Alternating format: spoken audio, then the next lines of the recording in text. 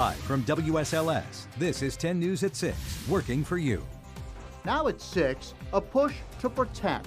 For me, you got to keep your kids really, really close to you. The concerns from parents after a child was hit by a car. Dangerous driving on Interstate 81. Everybody's kind of pushing that speed limit a little bit, I'd say. The zero tolerance approach hoping to save lives. Nice to see some blue skies and sunshine today, but soon that changes. Why? Because of the infamous wedge, when much more cloud cover arrives.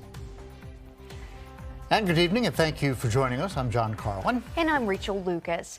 A young boy is recovering after he was hit by a car in northwest Roanoke. Yeah, we've got more on this for you tonight. 10 News reporter Lindsay Kennett is working for you. She's live outside the police department. Lindsay, what do we know about this child and the investigation of what happened? Right. Well, Roanoke City Police say it happened on Shenandoah Avenue Northwest near Peters Creek Road around 6 o'clock last night. Police say that the car was traveling west when the boy entered the roadway and was hit. Thankfully, the boy is expected to be okay, but this crash is sending shockwaves through the community. Clifton Martin's counting his blessings Thursday after hearing a little boy was hit by a car just steps away from his work. As a parent, this probably would be your worst nightmare. Absolutely. Absolutely. For me, safety is a big issue when it comes to our youth. I think we need to protect them a lot more than we do. Martin's worked at Platinum Cuts for 16 years and says that intersection is dangerously busy. It does move at pretty rate high speed out here. Maybe some officers to get them to slow down. A few tickets might, some money might get them to stop. The father of 4 urging parents to protect their own. You just give them the real. Everything that could happen and can happen. There's no sugarcoating. So who knows when is when? You know what I'm saying? So that's what you got to do with your children.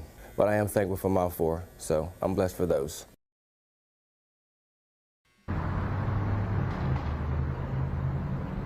Police say the driver stayed at the scene and is cooperating and that no charges have been filed at this time.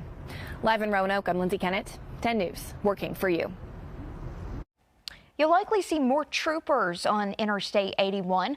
Virginia State Police is once again cracking down on dangerous driving. 10 News reporter Duke Carter is live on the roads tonight. So, Duke, this is really about getting back to the basics of traffic safety, right?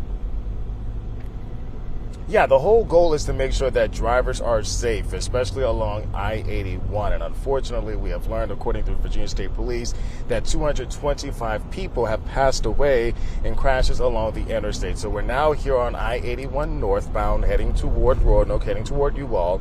And this is what we're seeing right now. So, yes, we have seen extra patrols out and about north and southbound with Virginia State Police. And unfortunately, those people who got pulled over, it wasn't their day. And so, according to Virginia State Police, they're going to try to enforce driving safety on the road by making sure that drivers ditch distractions, never drive impaired, make sure you follow those speed limits, and wear those seat belts. This is all part of Operation Disrupt. Now, there was a similar initiative on I-81 in February that led to nearly 350 speeding tickets. Now, state police say the goal is to reduce crashes across the Commonwealth by 10%, especially during those enforcement periods, which is going to be today through tomorrow. So I did catch up with some drivers along Interstate 81 who said they have noticed more troopers on the highways. Take a listen.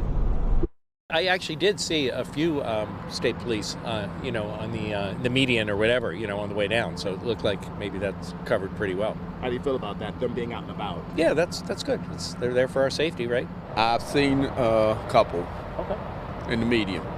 Yeah. Mm-hmm. Got it. Right. Got it. None of them's been behind me yet, Thank goodness. So that is the goal. We want to make sure that you do not see those flashing lights behind you. But unfortunately, some drivers did see that. And so the goal is to make sure that you are not distracted, obviously, with this bad boy in your hand. Obviously, follow those speed limits and speed zones and what have you. But again, those patrols, that's going to happen today and continue through tomorrow. But now they're reporting live on Interstate 81. I'm Duke Carter, 10 News, working for you. All right, be careful out there, folks. Drive carefully and don't get a ticket. Turning to the forecast, Sunny skies outside right now. Yeah, Chief Meteorologist Jeff Hanowich is here as we give you a live look from our Poor Mountain Sky Camp. It is gorgeous outside. So, Jeff, explain some of the temperature changes ahead.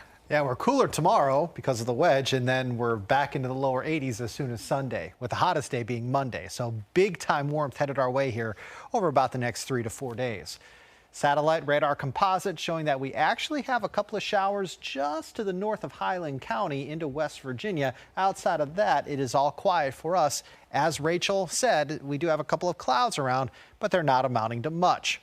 The wedge comes back into play tomorrow, so temperatures go down by about 10 degrees. Highs tomorrow low to mid 60s as a northeast wind going to bank up against the mountains, holding temperatures down. Going to be pretty cloudy tomorrow with a couple of showers possible Friday night into the day on Saturday. So weekend forecast showing that there's a better chance for some isolated showers on Saturday. Can't rule out a stray storm on Sunday, but Sunday looks to be the warmer, brighter, and nicer of the 2 weekend days to be outside. Rain chances isolated for us Friday into Saturday, even into Sunday. Monday, we're dry.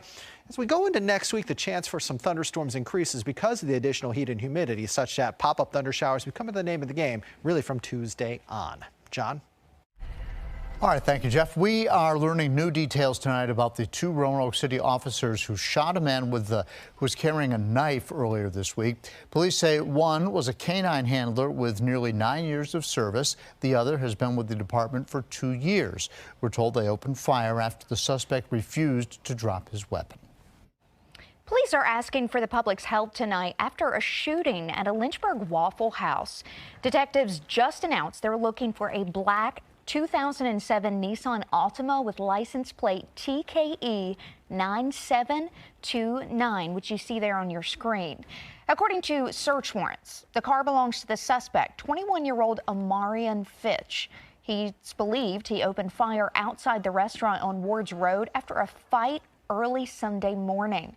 A 30-year-old man and 74-year-old woman were both hurt but are expected to be okay. I'll tell you what, from a restaurant in the Hill City over the weekend to an apartment complex right here in Roanoke, we have seen gun violence everywhere in the past week or so.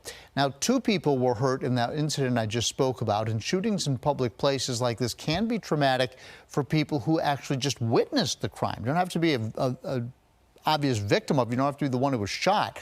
Local counselors tell us if you're having nightmares, difficulty eating or sleeping, or other issues, you should get professional help. Horizon Behavioral Health is one service that has therapists for trauma where you can work on creating safety in your mind and process what you've been through.